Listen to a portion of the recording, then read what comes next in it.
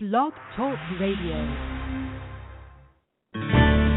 Welcome to Family Law Talk. Family Law Talk. Presented by Kirk Stange of Stange Law Firm, PC. Stange Law Firm is a family law firm with offices in Missouri and Illinois.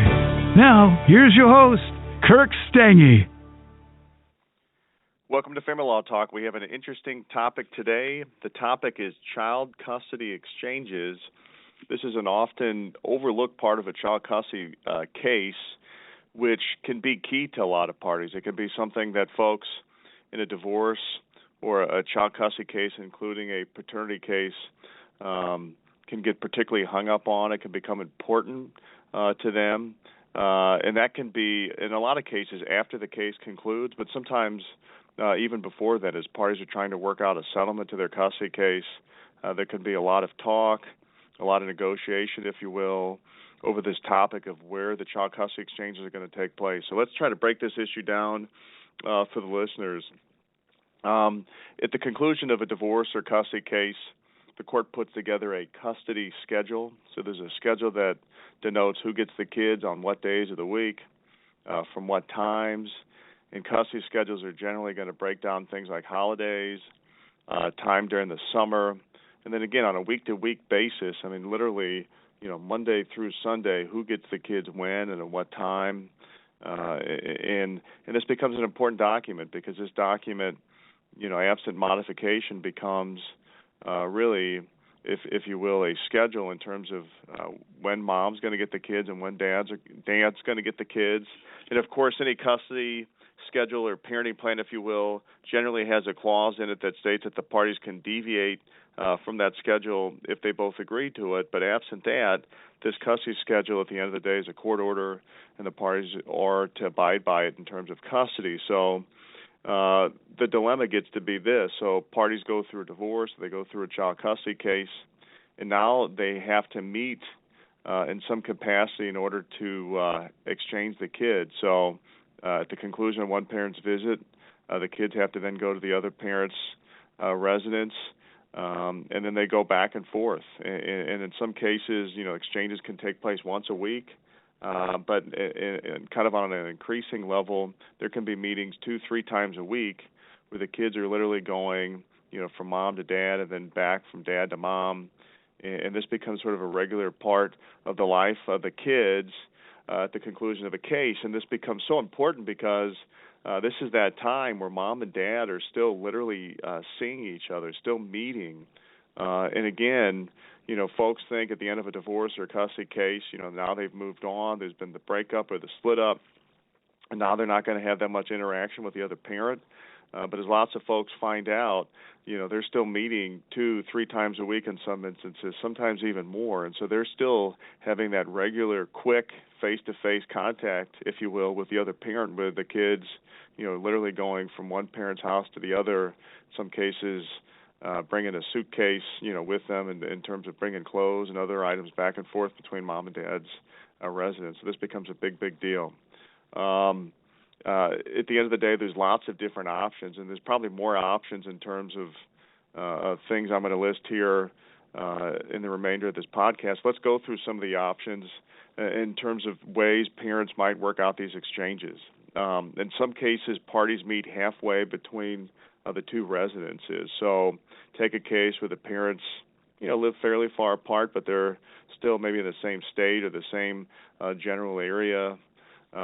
They might both, drive to a location halfway in between both their residences and exchange the kids. And in fact, for lots of folks, on a Friday or a Sunday, this becomes sort of a regular deal where they both drive, they meet somewhere halfway in between both their residences, and the kids literally go, from one car to the other. In some cases, the party relinquishing custody will drive to the other parent's residence and drop the kids off. So let's say, mom drives to dad's house, let's say on Friday, drops the kids off to dad.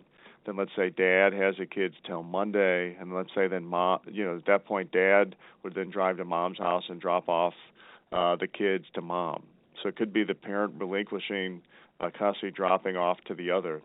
It could be the flip end, where the parent gaining custody then goes and picks up the kids from the other parent's residence. So let's say on Friday at 6, mom's going to get the kids from dad, so mom gets in the car, drives to dad's residence, gets the kids, brings the kids back to her residence, and then let's say the kids are going back to dad on Monday, then dad would get in the car, drive to mom's house on Monday, and literally pick up the kids there. In some cases, obviously, parents who end up in this scenario maybe aren't particularly pleased, but there's some cases where one parent does most or all the driving. So maybe they do the dropping off, and maybe they do the picking up of the kids, and they do the majority of it. Some parents ultimately do a lot of the exchanges at the school. So versus driving, to the residence of the other parent, the kids get dropped off at school. Let's say on Monday, and let's say if Dad was going to get the kids on Wednesday, Dad would pick them up at the conclusion of the school day from school and take them back to his residence, let's say. And so in this scenario, you have then less kind of face-to-face encounter with the other parent because the exchanges themselves are taking place at school. Of course, when school's not in session, take summer vacation, for example, in a lot of instances this can't take place, but lots of parents do ultimately utilize the school for a lot of the exchanges. Some cases, the parents might live very far away, and the kids fly from one parent's residence to the other. So then you've got to work out situations in terms of getting the kids on the planes, picking them up at the airport, and then you get into an issue of who's going to pay for the plane flight sort of to and from mom or dad's residence. That can be a big issue in the long-distance cases. There's high-conflict cases out there, unfortunately, where the parties may need to meet at the courthouse. Some counties have exchange centers in them where the parents might do exchanges at the exchange center. St. Louis County, Missouri, where we have an office, is an exchange center. Some parents do the exchanges there. Unfortunately, some folks end up having to do custody exchanges at a police station. Take cases where maybe there's been violence. Take cases where maybe the situation's very hostile between the parents, and it could be a situation where folks ultimately feel safer at the police station. On the other hand, there can be a concern in these cases, which is that harmful to the kids? In that, going to the police station to do exchanges, is that harmful to the kids? Do the kids see that and think, oh my goodness, my mom and dad really don't get along? Does that could, cause undue stress, on the kids having to do the exchange at the police station? That can be a concern in some cases, but there are cases where courts ultimately order the police station to be the exchange location out of a concern for safety. Obviously, in saying all this is the hope is that the parents can be reasonable. The hope is that the parents can come up, with a reasonable solution in terms of exchanges, that they can do this peacefully, that they can do it amicably, and that they'll work together. Obviously, in lots of cases, parties are able to do this, and the issue of exchanges and transportation isn't a big issue. But practically speaking, to the listeners out there who may be going through a custody case, the exchange location at the same time is an important issue. And in some cases, this becomes a big issue because, to be frank, there can be a stress level, there can be an anxiety level over seeing that other ex-spouse or the other parent.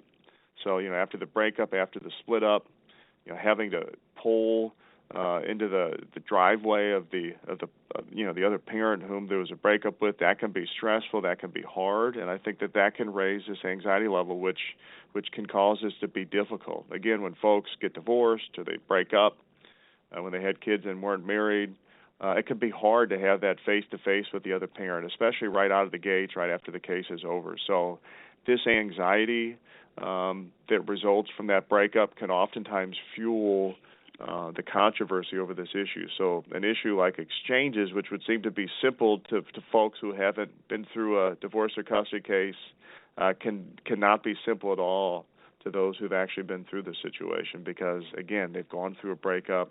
It's hard to see that other parent. There can be concerns over drive time.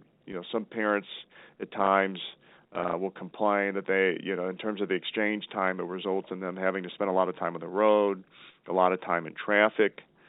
Certainly with visitation, where maybe the parent is getting a few hours in the evening, let's say on a weekday night, there can be a concern that the majority of that time that they have that evening will be in a car versus actually getting to spend that time with the kids. So that can fuel the controversy in terms of the drive time. And then obviously, transportation costs themselves can be an issue for some folks. Gas cost, plane cost, to put the kids on a plane, that cost can cause parents to have a lot of concern or anxiety over the exchange location. So again, to the listeners out there, hopefully if you're going through a child custody case, you're able to come up with an amicable resolution in terms of where the exchanges will take place. But at the same time, it's important to the listeners out there that, this issue be given due thought. It's an important issue. It's obviously something that parents have to, live with at the conclusion of the case. It can have a big effect on the kids, too, in terms of spending time in a car, in terms of, where these exchanges take place, whether it can be done peacefully or whether it has to be done at a place like a police station, for example. And obviously parents want to be cognizant of that, which is making sure they're doing what's best for their kids.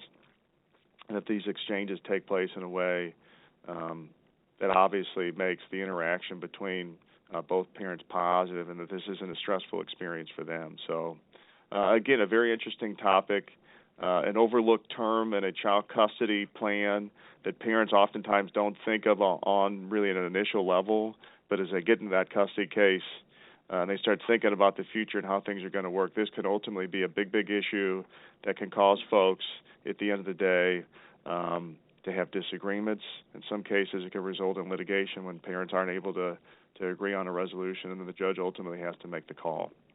Again, that is the topic here today, child custody exchanges. As a follow-up to the episode today, you can go to familylawheadquarters.com.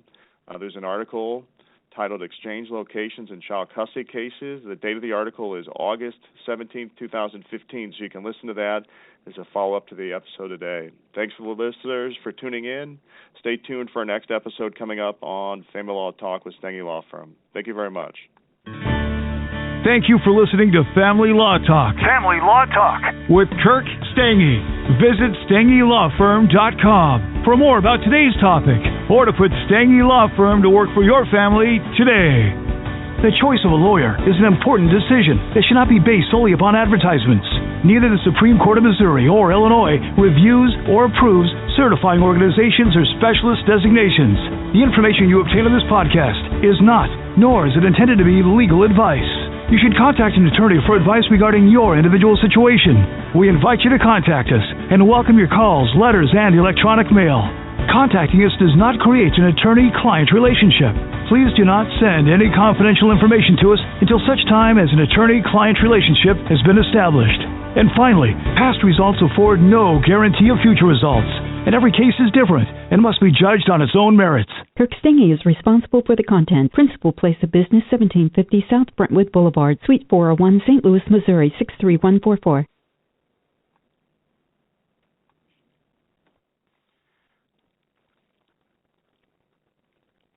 With Lucky Land Slots, you can get lucky just about anywhere. Dearly beloved, we are gathered here today to... Has anyone seen the bride and groom?